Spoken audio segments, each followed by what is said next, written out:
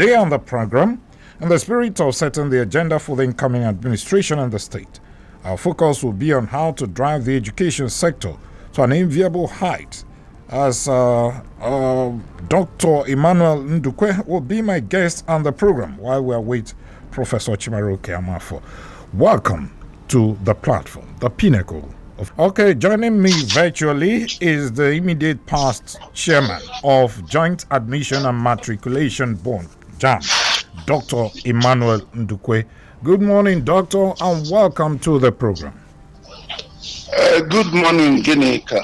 Thank you for inviting me. Thank you so much. Welcome, sir. Now, let me just get your assessment of the education sector in Abia State. Don't forget that we are looking at how best to manage the education sector by the incoming administration to be led by Dr. Alex Otti. So let us have your honest assessment as regards the education sector in Abia State. Would you say it's fair or bad? Well, from all indications, the education sector in Abia State in the past 7 years has not been well. It's not been well. There's a lot of job to be done by the incoming government. Abia State used to be among the best performing states educationally previously, but from all reports in the last 7 years, they are not among the 10 best states in education-wise. So there's a lot of work to be done by the incoming administration. Okay, so when you say there's a lot of work to be done, in what area specifically? I would like to suggest in 3 major areas. Very important is training and retraining of teachers, and also upgrading and improvement of training institutions. In Abia State, I think we only have one, which is in College of Education, Technical Arochukwu. Yes. Where our teachers are trained. But in the few years from reports we have, that College of Education has been poorly managed. Teachers and staff have not been paid for some time. So we suggest that the incoming government should look into that to clear the backlog of salaries owed, improve the facilities that are there, and make the place attractive for young people to take to teaching as a profession.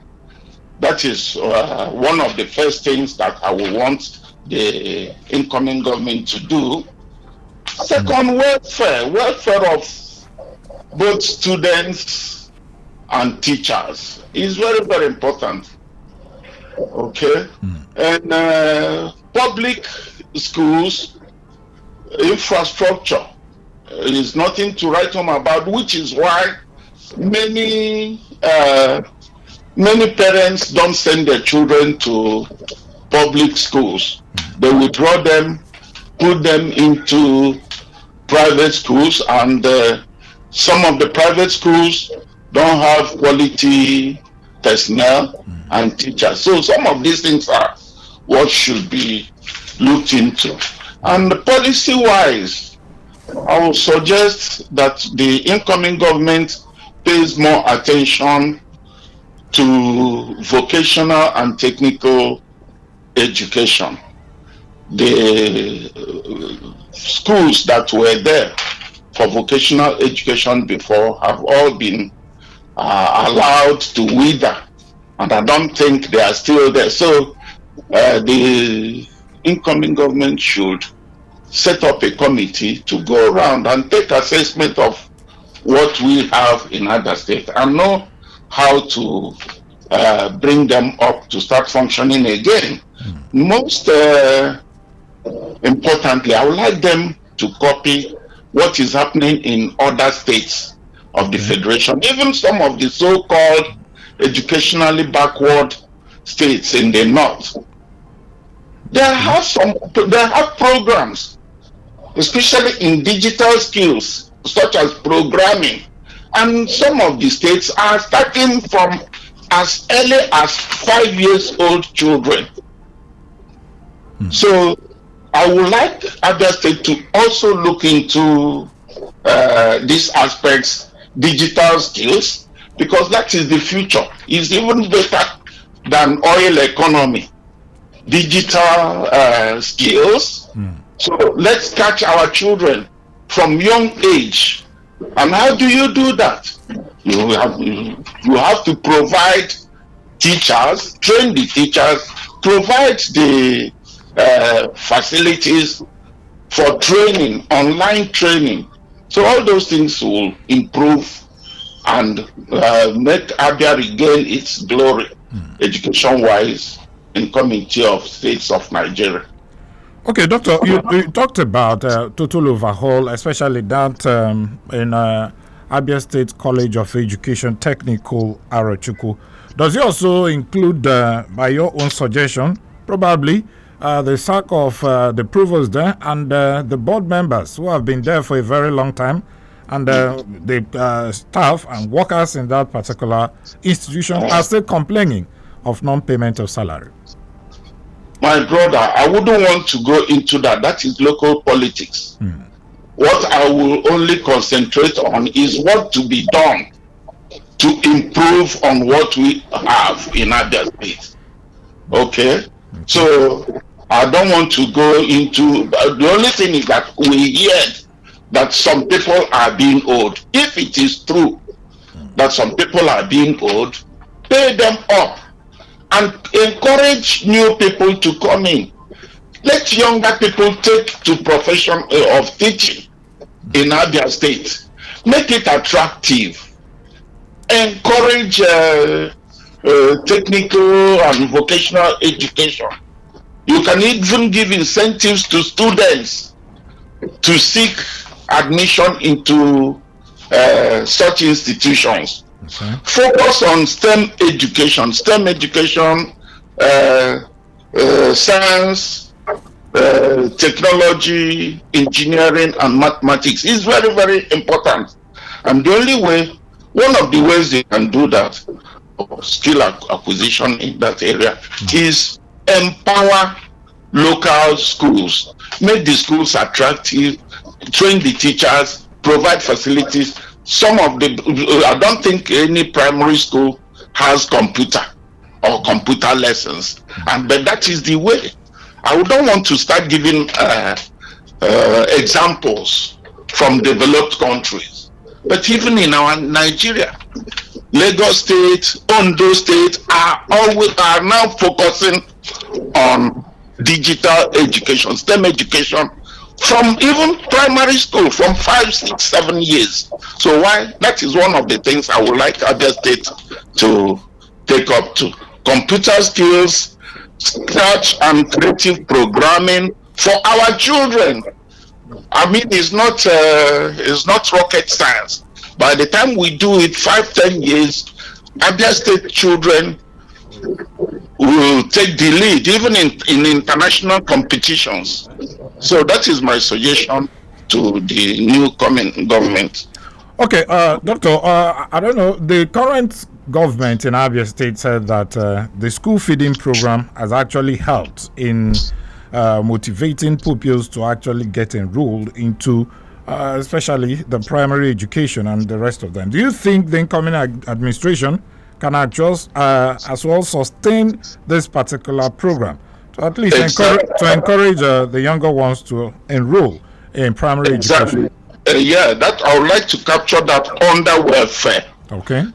It's good and it should be encouraged, but there must be close supervision.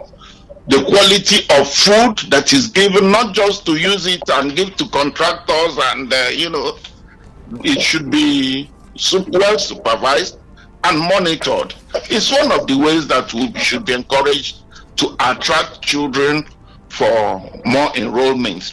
One other thing I would like the government to pay attention to is the issue of leasing out public schools. I heard they are leasing out public schools or even selling to private individuals. That should not be encouraged. It should be reversed. In some other states, public schools have been made so attractive that children, parents are rushing back to public schools. And yet, why should that be in our own Abia state? That even the public schools that our forefathers built are now being sold out or leased out without any supervision or monitoring to keep up the standards. So the incoming government should also look into that aspect and see whether to recover some of the schools that have been sold or leased out. I heard some of them have been turned to plazas. It's not very good.